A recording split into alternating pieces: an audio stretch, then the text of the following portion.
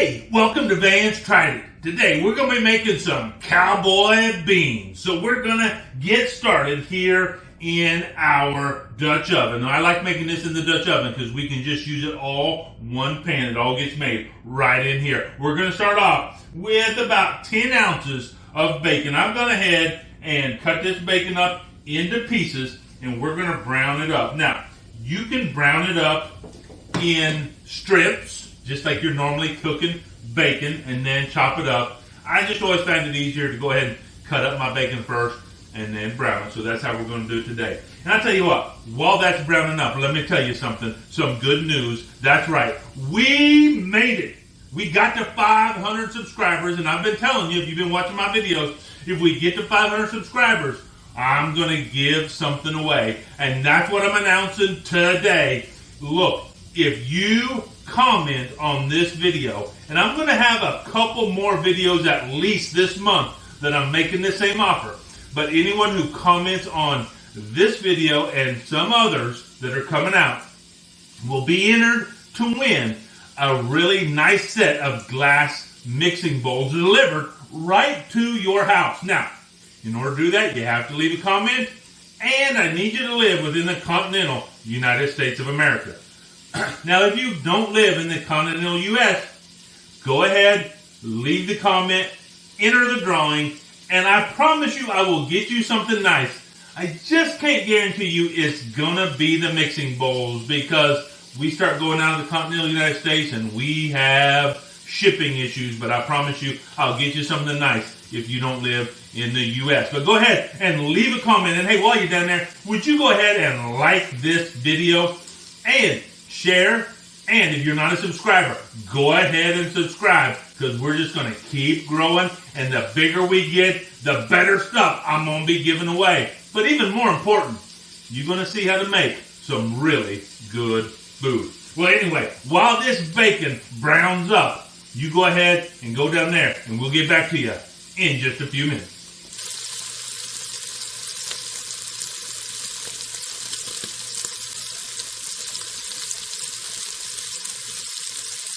Alright, so we got our bacon browned up, and I drained off most of the bacon grease out here. I left a little bit because we're getting ready to caramelize these onions right in that bacon grease. And what we're wanting to do is we're wanting to soften these up. And then, here's the great thing about onions.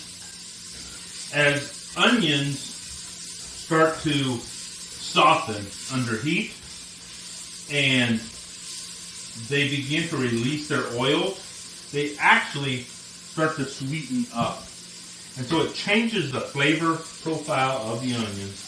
And so I like to have a really good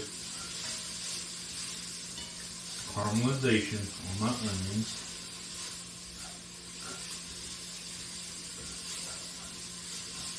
And I'm going to add to these onions as they're in here getting all caramelized. I'm going to add about a tablespoon of garlic. Now I'm using roasted garlic paste, and so I'm just going to estimate that looks like about a tablespoon. Now, if you're using fresh garlic, that'd be about 3 cloves of garlic. Go ahead and put that in here with the onions, and this does not take long because our pan is hot, our bacon grease is hot. And so these start to caramelize up really nicely. Just like that. Ooh.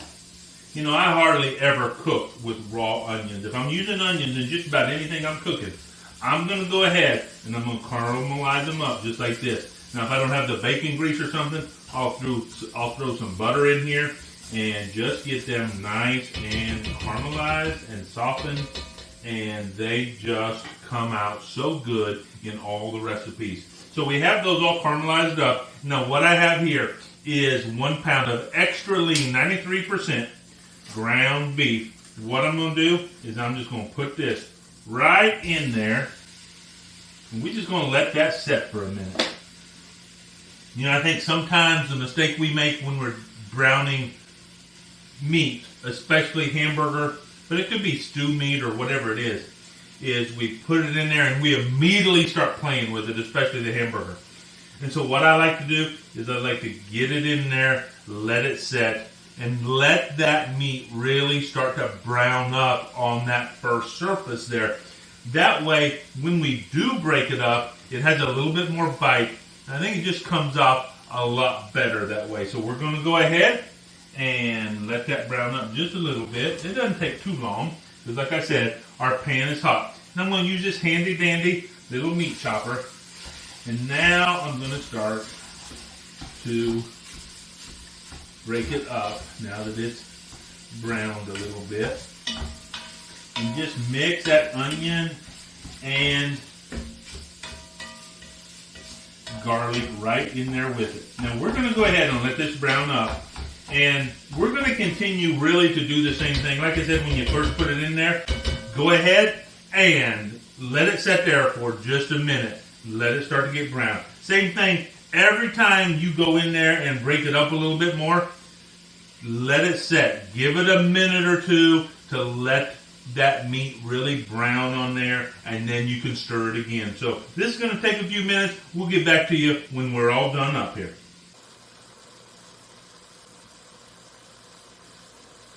Okay, so our ground beef is all browned up, and now we're going to add in our beans. What I have here is a variety of beans, because that's one of the hallmarks of this Cowboy beans. I have some dark red kidney beans, some light red kidney beans. I have some pinto beans. I have some cannellini beans, which is a white pinto bean. And then I have some Great Northern beans in here. And so I'm just going to put those all right in there, just like that. And now we're going to go ahead and put our flavoring in there. And so we're going to start off with some pepper.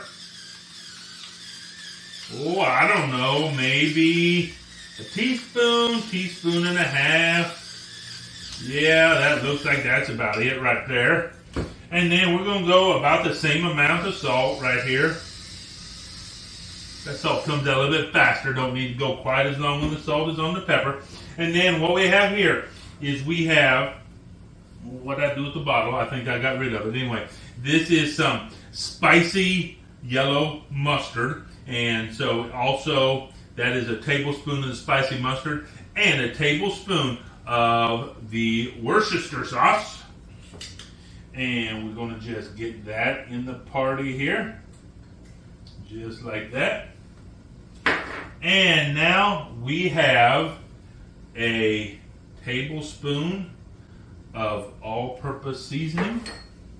And I have here 1 cup of barbecue sauce. And today I'm using Head Country, but you can use whatever your favorite barbecue sauce is. Oh, I got too much left in there. Let's get some of that out of there. Don't want to leave that flavor sitting on the counter. We want it all in our dish. Now what I have here is I have a cup of ketchup. I'm using spicy ketchup. You can use whatever your favorite ketchup is. And finally, here I have 1/4 cup of brown sugar.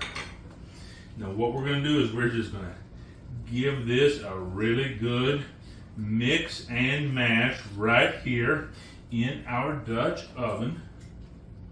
Just like that.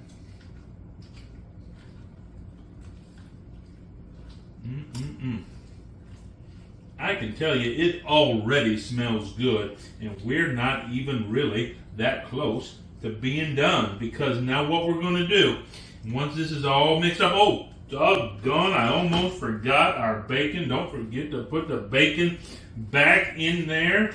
Whoo, that would have been a tragic mistake, but we caught it. So now we have our bacon in there. Just give it another little stir. Now what we're going to do is we're going to put this in a 350-degree oven for 45 minutes uncovered. And when it is done, oh my goodness, just wait. This is going to be delicious. So we'll see you in about 45 minutes.